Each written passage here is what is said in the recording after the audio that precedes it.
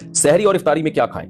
افطاری میں کیا کھانا سنت ہے اور سحری میں کیا کھانا چاہیے؟ افطاری میں ڈانٹ کھانی چاہیے، سحری میں جو مرضی کھائیں، کیونکہ افطاری میں اکثر جلد بازی میں گھر کی خواتین بیچاری ٹینشن میں ہوتی ہیں، ان کو بھی ڈانٹ مل رہی ہوتی ہے، ان کی طرف سے بھی ڈانٹیں پارسل ہو رہی ہوتی ہیں۔ بہرحال جی افطاری میں کیا کھانا سنت ہے؟ کھجور، نبی صلی اللہ علیہ وسلم اس سے روزہ افطار کیا کرتے تھے اور اس کی ترغیب بھی دی آپ صلی اللہ علیہ وسلم نے۔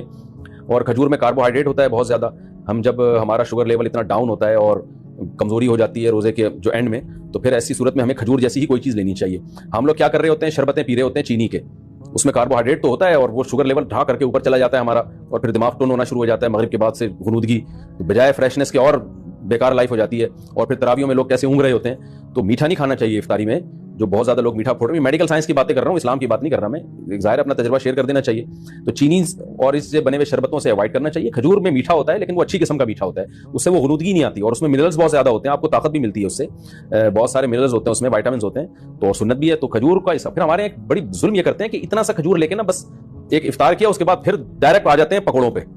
تو کھجور تمیز سے کھا لو بھائی، ذرا اچھی طرح کھا لو، اس میں کیا جا رہا ہے آپ کا، اتنا مزیدار غذا ہے اور سکون بھی ملتا ہے، راحت بھی ملتی ہے، طاقت بھی آتی ہے۔ پھر اس کے بعد آپ تھوڑی بہت جو گنجائش رہ جائے گی وہ پکوڑے سموسے پھوڑ پھاڑ لینا۔ تو کھجور کے ساتھ بہت نفرت ہے۔ نبی صلی اللہ علیہ وسلم نے فرمایا جس گھر میں کھجور نہیں ہے نا فأہلہ جیاع، وہ گھر والے بھوکے ہیں۔ تو اس لیے عرب میں ہمیشہ وہ اپنے فریج میں لازمی کھجور رکھتے ہیں، بلکہ کھجور کو تو فریج میں رکھنے کی بھی ضرورت نہیں ہے، باہر بھی رکھ دیں تو بھی ٹھیک رہتی ہے وہ۔